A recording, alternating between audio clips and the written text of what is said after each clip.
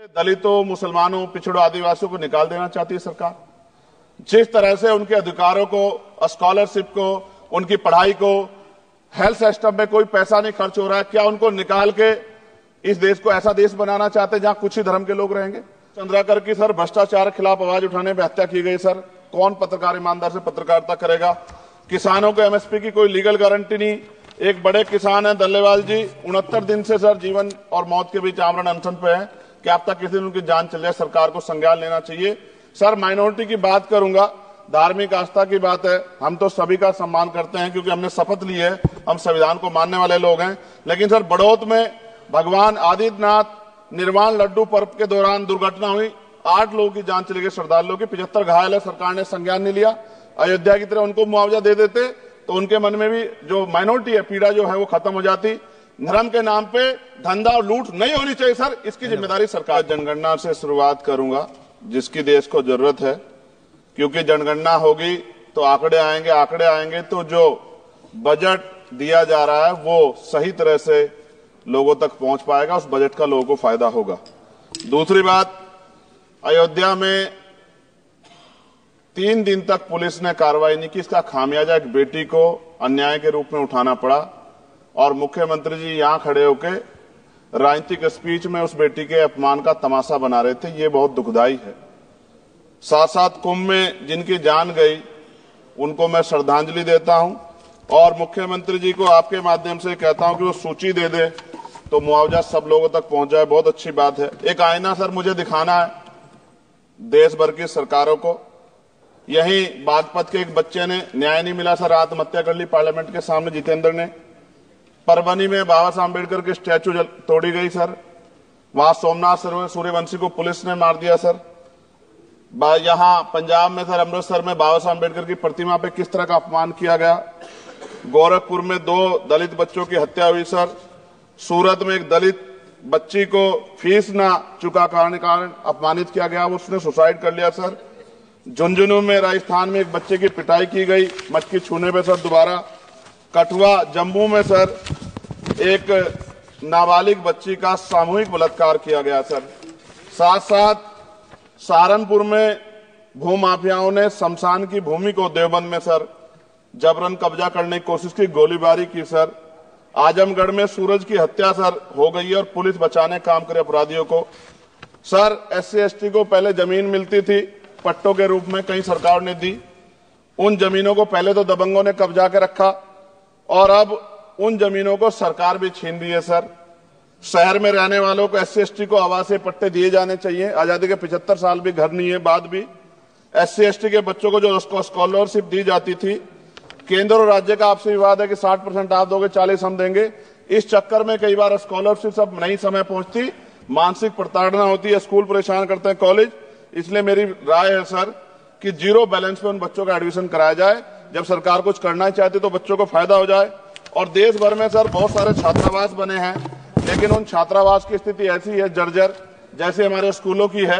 इन छात्रावास का जीर्णोद्धार करा जाए, उनकी रख रखाव का ख्याल रखा जाए, क्योंकि यहाँ देश का भविष्य तैयार हो रहा है। और ऐसी हालात सर स्कूलों की है, स्कूलों के हालात आप देश भर में, मैं उत्तर प्रदेश से आता हूँ, जाके देखोगे नगीना क्षेत्र में सर अगर स्कूल गिर जाएगा किस दिन बहुत बड़ा हादसा हो जाएगा, कोई पूछने वाला नहीं है सर।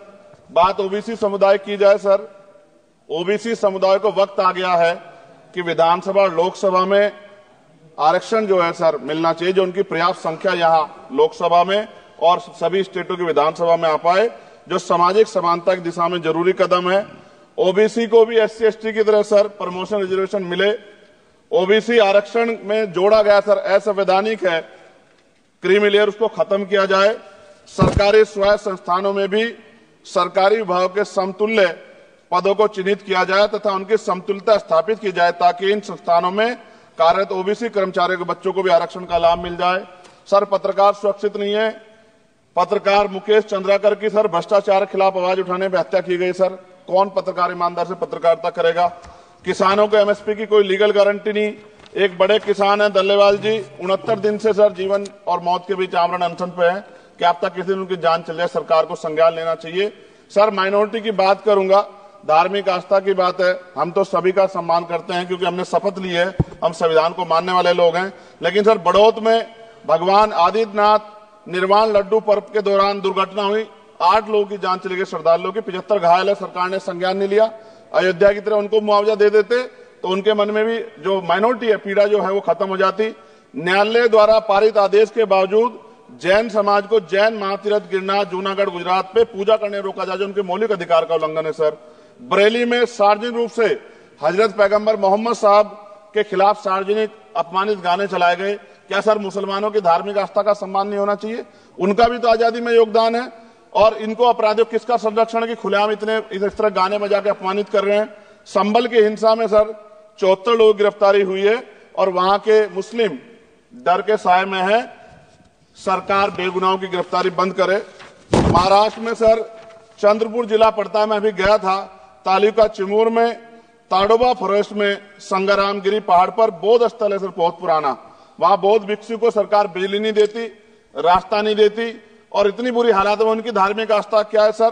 तथागत बुद्ध के ज्ञान स्थली होने के कारण बोध गया में बौद्ध धर्म के अनुयायियों के लिए जो बहुत महत्वपूर्ण स्थल है सर, इस स्थल पर अवैध कब्जा हटवाकर बौद्ध धर्म के अनुयायियों को सौंपा जाए। उनमें बड़ी चिंता, देश विदेश से लोग आते हैं तो यहाँ हमारे देश की छवि भी खराब हो रही है।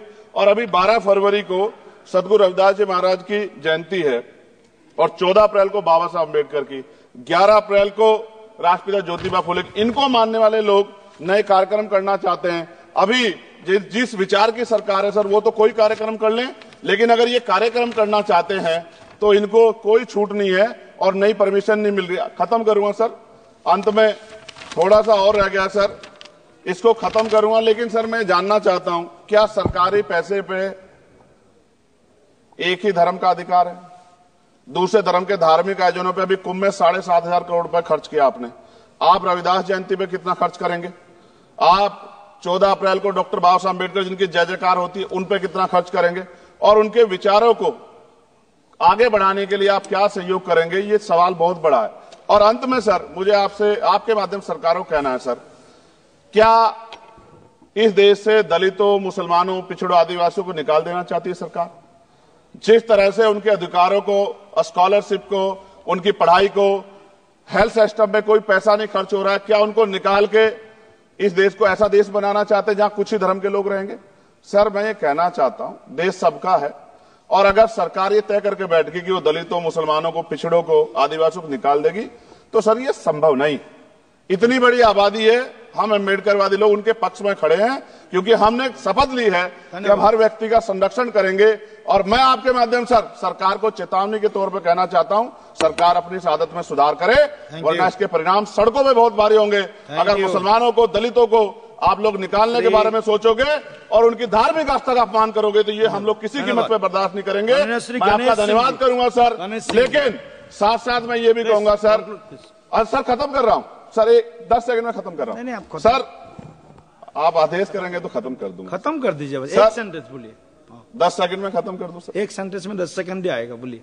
सर मैं बस ये कहना चाहता हूं कि सरकार सभी का ध्यान रखे और उनमें भी गरीबों का ज्यादा ध्यान रखे, क्योंकि सर अभी जेब कटाई हुई 2800 रुपए का टिकट है सर इलाहाबाद का, 56,000 रुपए का था सर। मैंने मंत्री जी से कहा, तब जाके उन्होंने संज्ञान लिया, तब आधे रेट हुए। इसलिए कह रहा हूं धर्म के नाम पे धंधा और लूट नहीं होनी चाहिए सर, इसकी जिम्मेदारी सरकार की। धन्यवाद सर।